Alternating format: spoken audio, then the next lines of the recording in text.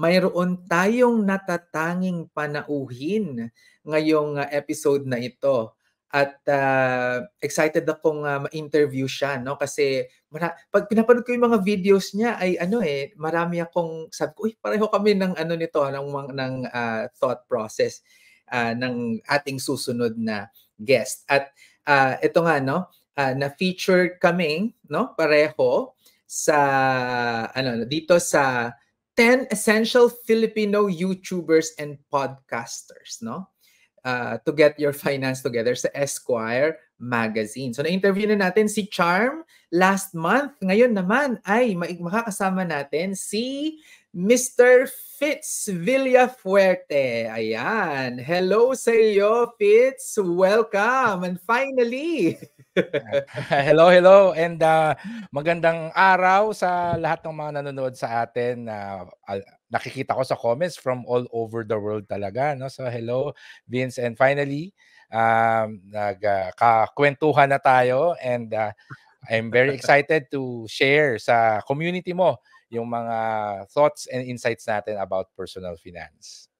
Oo. So bago tayo pumunta dun sa personal finance, actually, binasa ko yung yung website mo sa Ready to be Rich. At nakita ko tong graph na to. Napaka-interesante kasi nung graph na to ay ngayon, yung graph na to ay, ayan, sabi mo, you want more time, no? You want more time in your life. No? Paki-explain nga ito at bakit mo sinabing, dati na ikaw ay corporate slave?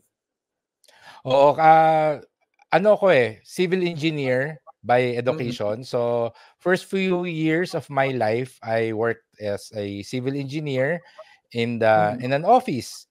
And syempre, very idealistic tayo pag bata tayo na gusto natin yumaman kaagad.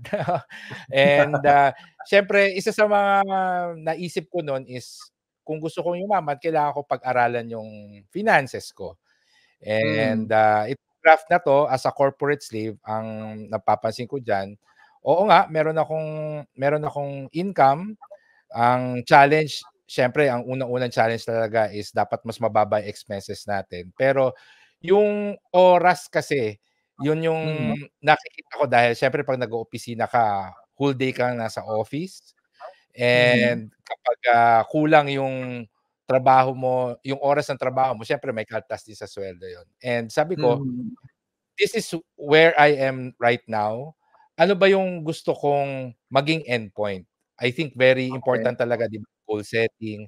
Kasi kapag alam natin kung ano yung goal natin, then doon tayo makakaisip ng strategy kung paano natin ma-achieve yun. So, doon lahat nagsimula yun.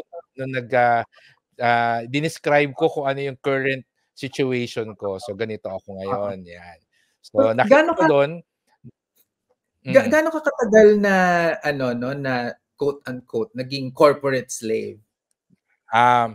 Mga 6 years, 6.5 years or so. 6 years din. Okay. So, ayan, interesting kasi sabi ko, nako, civil engineer pala itong si Fitz kasi nasa kami ngayon, nasa socialized housing kami ngayon. May project kami sa sabi ko, nako, i-message kita, baka meron kang mga thoughts dyan. Okay. Sige. So, tapos sabi mo ay ka din, meron kang nag-quit ka ng iyong work, tapos ikaw ay nagpunta sa freelance, no? Sa freelance. So ano ba yung mga freelance na ginagawa mo? During that time, ang naisip ko kasi is based dun sa unang graph, no? Gusto ko itaas yung income ko, pero syempre limited yung income natin from our work, 'di ba? Hindi naman tayo buwan-buwan nabibigyan ng increase, no? So sabi ko, the other way that I can increase my income is doing freelancing. And syempre during that time, hindi naman tayo pwedeng mag-resign kaagad.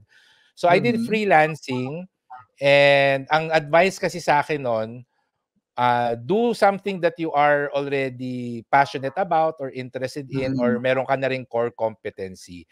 So fortunately, during that time, and actually it started in college, I was already into computers.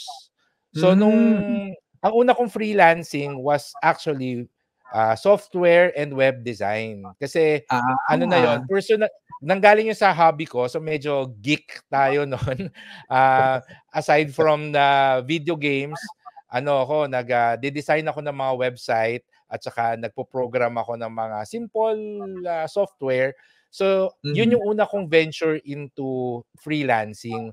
May mga friends kasi ako na mga software developer, mga dormmate ko nung college, and mga naging kakilala ko na rin sa College of Engineering na who are also into web designing. During this time kasi, pasikat pa lang yung mga personal websites kasi during the time ang internet talaga mga search engines lang, Yahoo, 'di ba? Hindi pa nga masyadong sikat ng Google noon eh. So yung mga businesses hindi pa normal na mayroong website yung mga businesses. So doon ako nag-freelancing, and fortunately nadagdagan talaga yung cash flow ko. But on that note naman, napansin ko nawalan ako ng free time kasi yung waking hours ko, a portion of it is sa earned income. So yung free time ko usually after work and most of my weekend, nag-spend ngayon yun sa freelancing ko. So sabi ko, it's a good start, no? Kaya nga jump starting yung sabi ko kasi simula na to. I think this is a good start and also a good problem. Parang pag bagong gupit ka, 'di ba, meron talagang stage na parang pangit bago siya gumanda. so Pero yan yung aking jump starting phase. Pero curious lang ako dito sa So, nagfe-freelance ka, pero mas malaki pa rin yung earned income mo. So, this means nandun ka pa rin sa corporate work mo with this period. Okay. So, nagtatrabaho pa rin mo ako. siya. Yes, oo. Kaya nga, kinain talaga yung waking hours ko. Kumbaga, na meron pa rin akong 9 to 5 na work. Tapos, after work, doon ako sa freelancing income ko, and which also includes holidays and weekends. And para sa akin nga, I think this is a small sacrifice at the start. Siyempre, nagsisimula tayo, and hindi naman kasi pwedeng mag-resign lang basta-basta, 'di ba? Dahil yung freelancing hindi hindi stable yung income mo, lalo na kung nagsisimula ka pa lang, wala ka pang client list, wala ka pang long-term projects, and you're still probably upskilling, 'di ba? Yung ini-improve mo pa yung skills mo. So, sabi ko the safe way is to continue working in the corporate world. However, ang goal ko na noon was not to get promoted in the office. Ang goal ko na noon was, how do I grow my freelancing income? How do I transition from being an employee to becoming a full-fledged freelancer? So, yun na yung pag nag-iba yung mindset mo, biglang biglang mag-iiba rin yung naiisip mong kailangan mong gawin everyday, nag-iiba rin yung daily goals mo, no? So, yan. Okay. Tapos dito, ayan na. Ito na yung ito na ba yung yung iyong current situation? So nawala na yung the corporate being slave, no, yung sa earned income. So meron na tayong passive income, pero mas malaki pa rin talaga yung freelance income natin. Actually, I started my blog and I narrated or I shared this story back in 2007, no. So during that time, this was where I am, and paano ko na-achieve yung passive income kasi it all started also with freelancing dahil na-realize ko I was able to get a long-term project. Tapos yung contract ng project, equal na rin siya sa almost 1 year's worth of my salary. So sabi ko, this is a sign that I can actually quit my job. And if I was able to land that type of project during my free time, what more kung full-time akong freelancer? So nag-resign ako, and siyempre pagka-resign ko, biglang dumami yung free time ko. Sabi ko ngayon, and a friend actually suggested na, wag akong maging complacent. Yes, I can be a full-time freelancer, but how does being an entrepreneur sound like? So sabi ko, oo nga no, kasi papagurin ko rin lang yung sarili ko 'pag naging full-time freelancer ako all the time. So I started thinking, how do I convert this freelancing career into a business? So during that time, I was focused more on getting projects, and then I reached out to other freelancers. Tapos parang dinidelegate ko or ina-outsource ko sa mga freelancers yung mga iba kong projects. So in a way naging passive income siya kasi yung mga partners ko na mga freelancers, sila na yung nag-aasikaso ng mga projects na na-close ko, and I just get commission. Aside from that, since medyo nakaipon din tayo, 'di ba, pag nag-stop tayo mag-work sa office, biglang bababa yung expenses natin dahil hindi na tayo kumakain sa labas, wala na tayong damit, transportation. Na yung naipon ko, that's when I also explored mga small business, micro and small businesses. So, nagtayo ako ng Xeroxan, yung term ko noon, photocopying center. Nag-rent ako ng 2 by 2 meters sa isang tindahan na malapit sa school. So meron akong Xeroxan doon. Tapos meron din akong loadan. No, during that time, napakalakas pa talaga ng mga cellphone load. Yan. Tapos yung nanay ko, ginawa kong business partner na nagtitinda kami ng mga longganisa, tocino sa bahay. Yan. So, doon ako nag-explore ng entrepreneurship. And yung napakaliit na passive income doon, that was that time na sinimulan ko yung blog ko, and a major part of my income is still freelancing. However, through the years, yung passive income ko, syempre tumaas na siya. And right now, I still do freelancing, but it's not really for the income anymore because I love I still love working, and pagdating sa personal finance, yung pagiging content creator natin and all, it's more of an advocacy already kasi nakita ko kung paano ako natulungan ng personal finance to improve my life.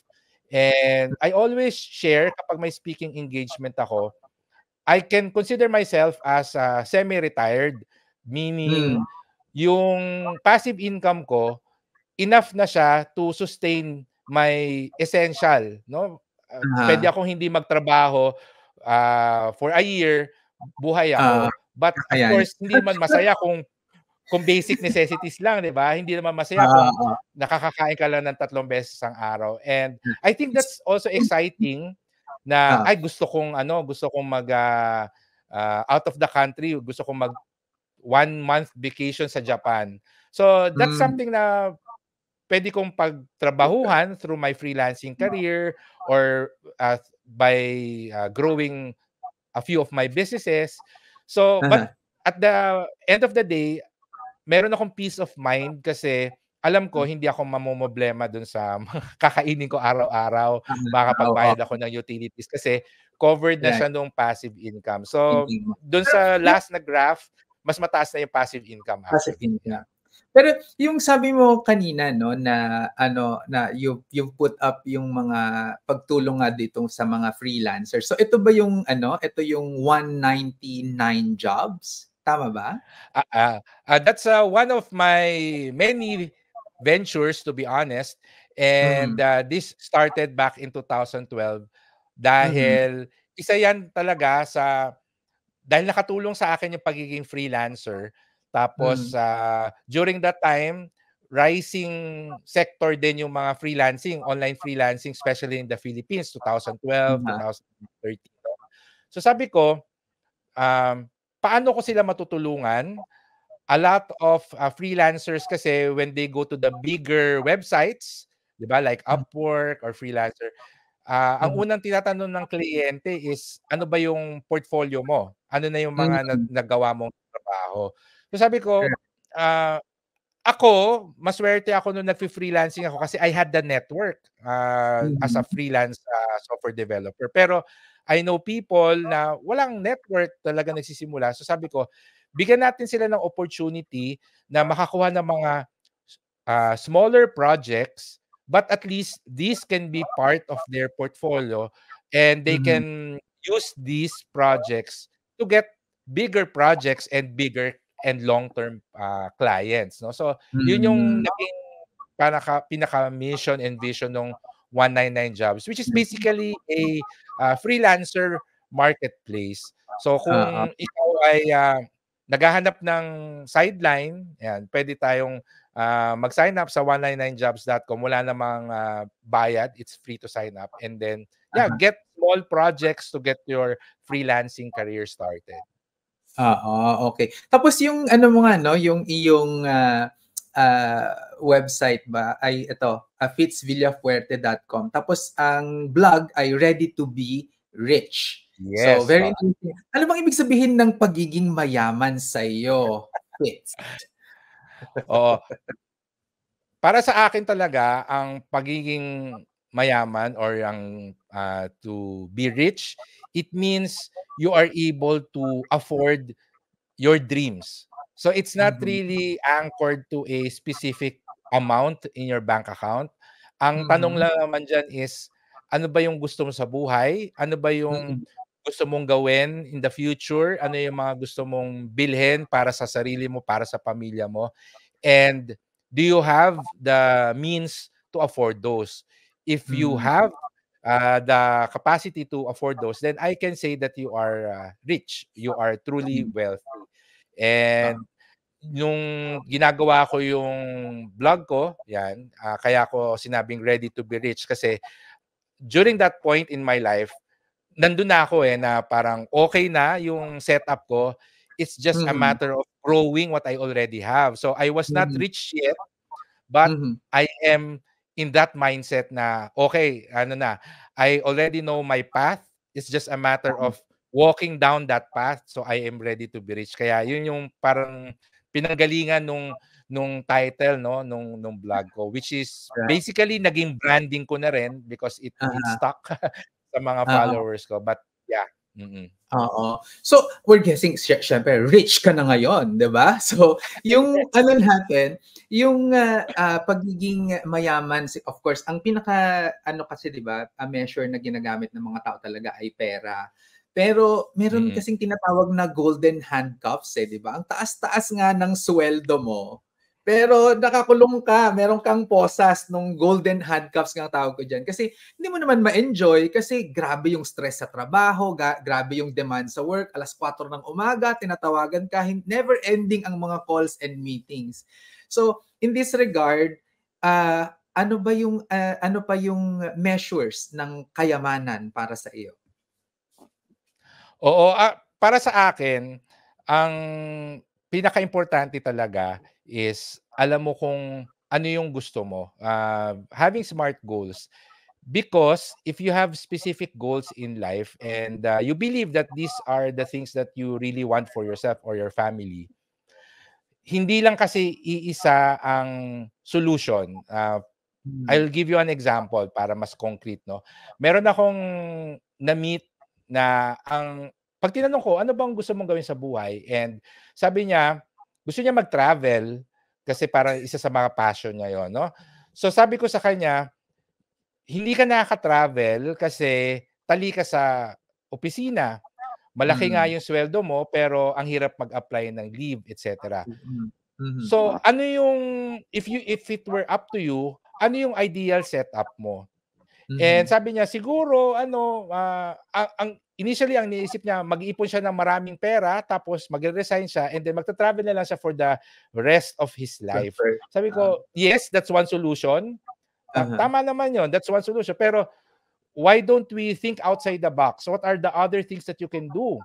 So sabi niya, and naisip niya, siguro pwede ako maging freelancer. Sabi, anong klaseng freelancer?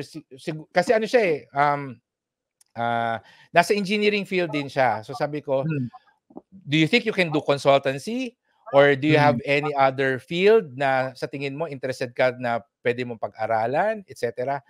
And yun yung nag-switch sa ano niya, sa utak niya na, oo nga no, why don't I become a freelancer so that I can work anywhere and I can fulfill yung dreams ko na mag-travel. So yun yung ginawa niya. After it was not instant. It was parang it took him 4 or 5 years na in-establish niya nga yung sarili niya. And then, grabe, nag-i-email na lang siya sa akin. Sabi niya, 3 months na daw siya sa Vietnam kasi na-inlove siya doon sa ini-stayan niya. Tapos, nag 2 months daw siya sa Dubai, etc. So, he's now traveling and he's working as a freelancer. Totoo, hindi ganun kasing taas yung sweldo niya, but it is enough to fund yung mga goals and dreams niya. So, para sa akin talaga, yun yung definition ng wealth eh. It's really up to you. Depende kasi kung ano yung gusto mo. And ang kailangan lang na careful tayo dito is, minsan, akala natin gusto natin to kasi yun yung nakikita natin sa iba. So, there should be a healthy amount of self-awareness and may reflection, getting to know ourselves. Kasi doon natin malalaman and ma-discover ano ba talaga yung nagbibigay sa atin ng self-fulfillment. Ang pinaka maganda example dito, related na rin siguro sa pagiging civil engineer ko. Kasi ako, I don't actually have any plans of buying my own home. No? I have real estate investments kasi mga rental properties, pero yung buying a house and lot na titirhan ko, parang wala sa goal ko siya. Although lahat ng kaibigan ko, lahat ng barkada ko may mga sariling bahay, mga kapatid ko may mga sariling bahay. So, bakit hindi ako bumibili? Kasi sa tingin ko, it's not really something that will give me self-fulfillment. Sabi ko, I am a professional renter. Parang gusto ko a few years dito ako nakatira, then kung saan yung maganda, lilipat muna, doon naman ako lilipat, etc.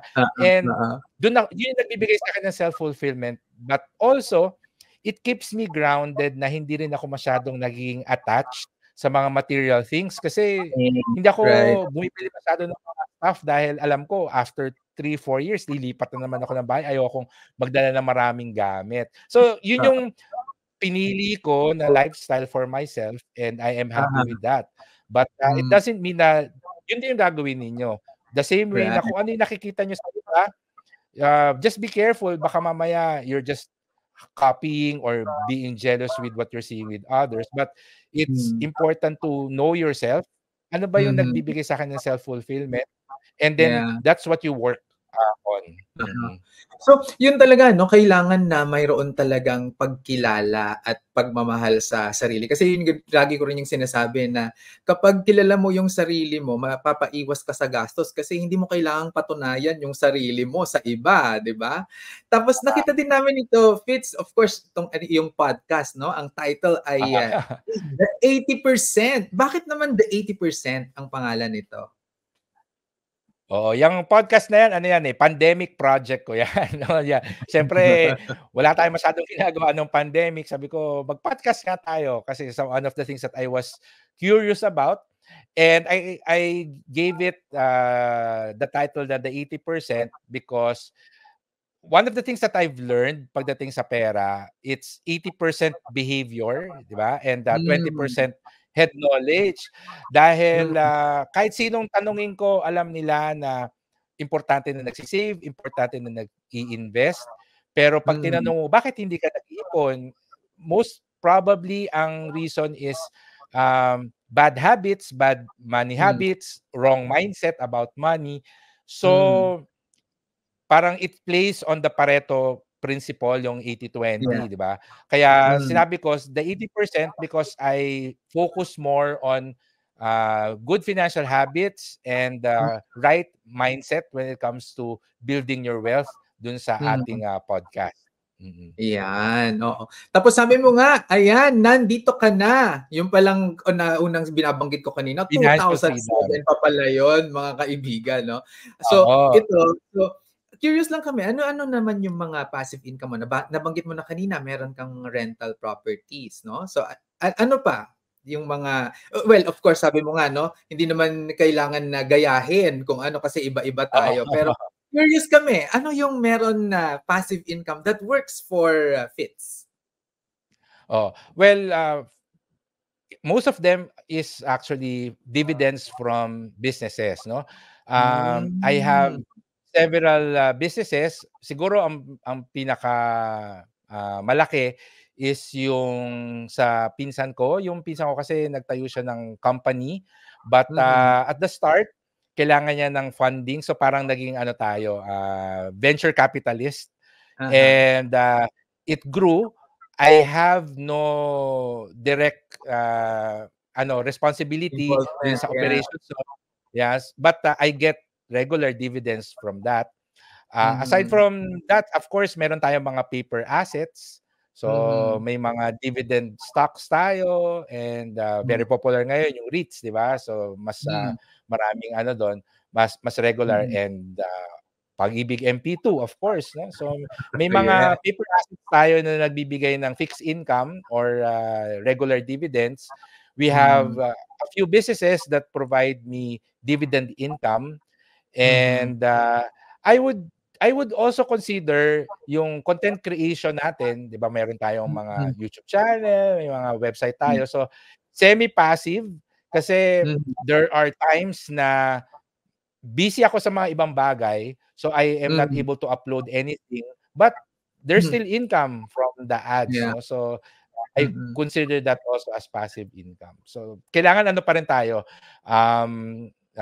diversified din yung sources of income natin. Hindi lang yung investment, but also yung sources of income diversified. Oo.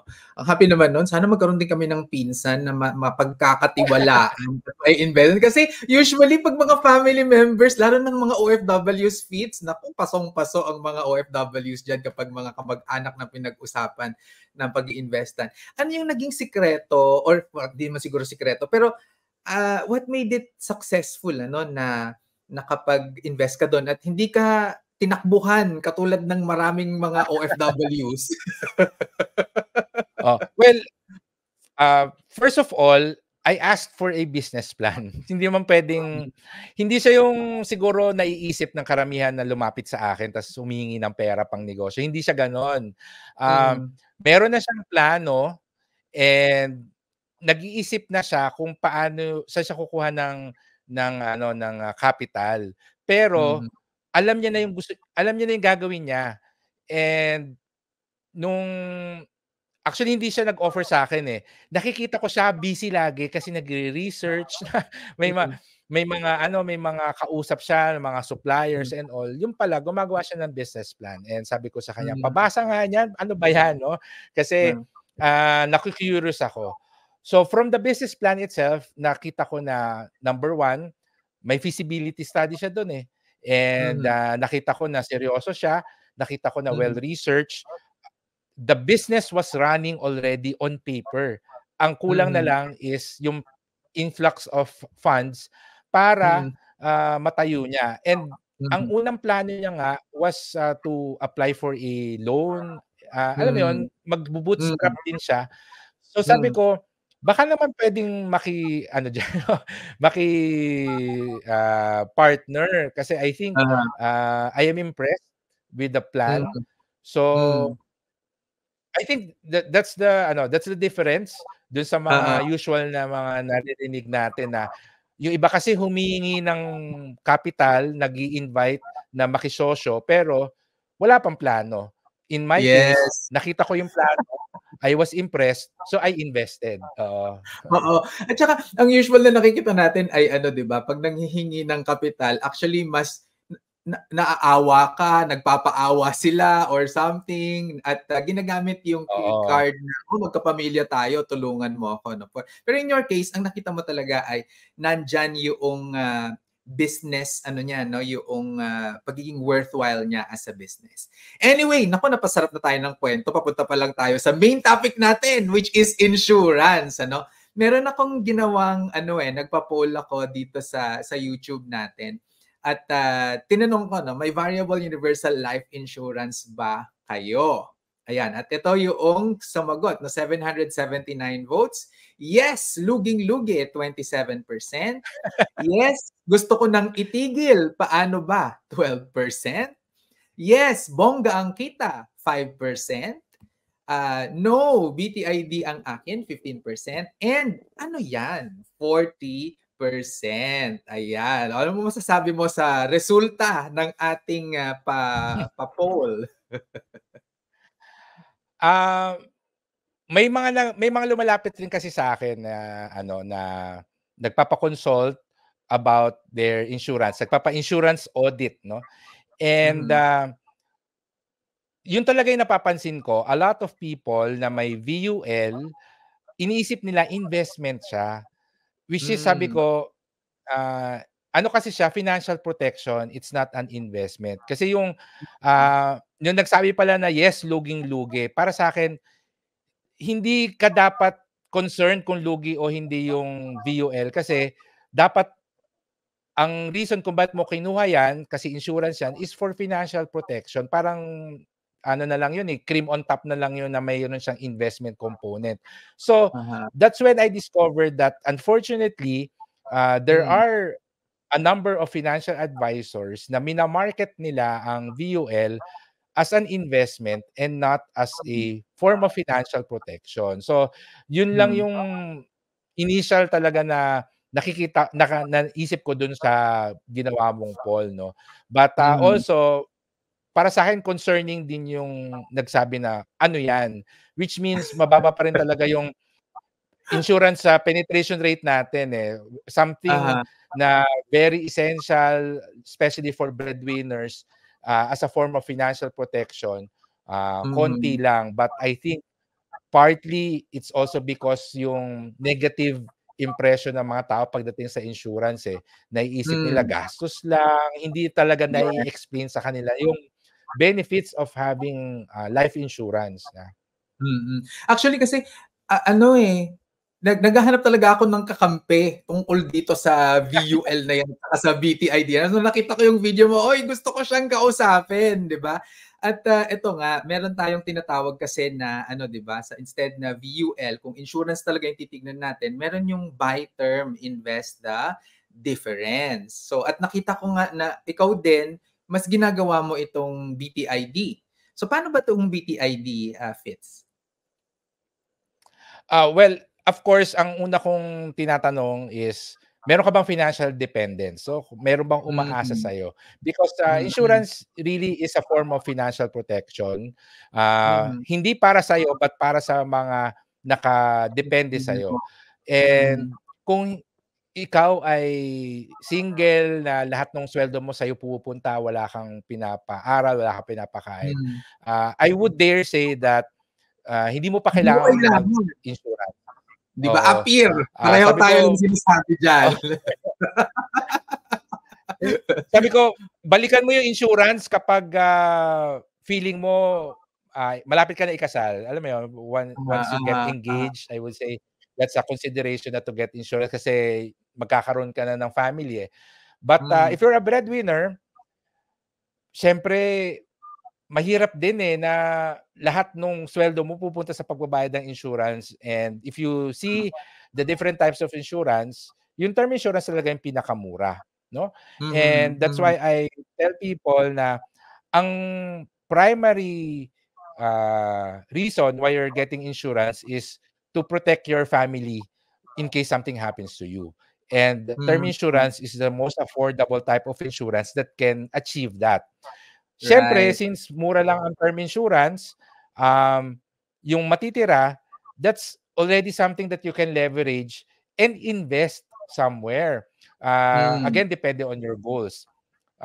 Mabanggit ko na rin, minsan may mga bank savings account na rin kasi ngayon na may libreng insurance, di ba? So sabi ko, that's also a consideration kasi that will help you minimize the amount of coverage that you need. So mas mura pa yon na meron kang bank account na may libreng life insurance. So that's a consideration when we compute kung magkano ba talaga yung death benefit na required for your case. No?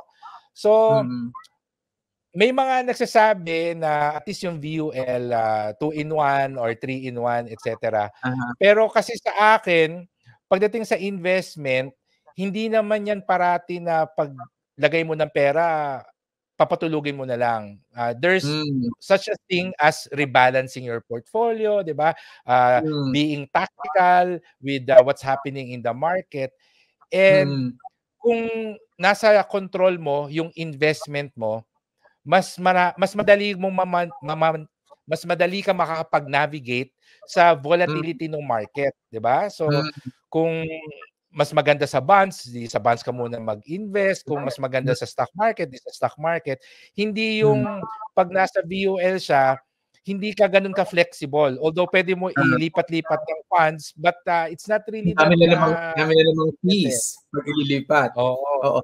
At saka actually ang isang ano talaga diyan ay 'di ba yung sa VUL kapag on the first year nagbayad ka ng malaki tapos tinignan mo yung fund value mo ay halos wala.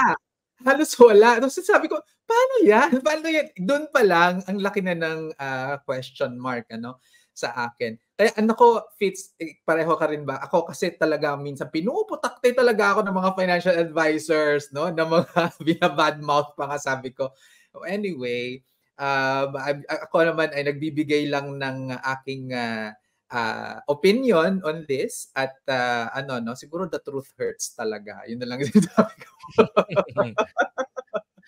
Ako naman kasi ang lagi ko naman kasing emphasis is we have to study yung financial situation ng client and we should give them the best financial product that they need. Hindi yung the best financial product that will give us the highest commission. Yun yung kasi minsan Oo. So, admittedly, may mga tao talaga na sinasabi nila na, ay gusto ko wala na akong iisipin and gusto ko isa lang yung binabayaran ko. And then when you look at their cash flow, substantial naman yung income, then I would say na sige, kumuha ka ng VUL, but you have to understand that what you are getting is a financial protection. Hindi yan investment na you will expect na talagang lalaki ng sobra, 'di ba? So, I guess the real issue here is making people understand what they are actually getting. So, as long as they fully understand the product that they're getting, then sige, okay lang. Basta na-i-explain nyo ng maayos kasi nakakainis din talaga yung may nagko-complain sa akin na ano ba to, lugi yung investment ko. Ano, saan ka ba naka-invest dito? Tas VUL product yung sasabihin. So sabi ko, nako, niloko ka na naman ng ahente mo. Yan. Oo.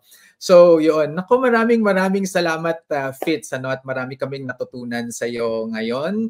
And we hope we can do this again. Mag-iisip ako ng iba pa nating pag-uusapan. Manonood ako ng mga videos mo. At actually, very interested ako dyan sa mga freelance na ginagawa mo para ma-promote din natin at maturuan yung ibang mga tao, no? Kasi bago kasi makapag-invest, 'di ba, kailangan talaga ng meron mo ng source of income, meron mo munang pang-invest.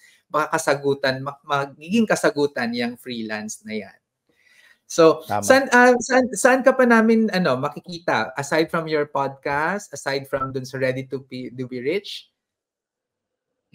Actually, meron akong portal, readytoberich.com. Tapos doon sa readytoberich.com, it's just a one-page website.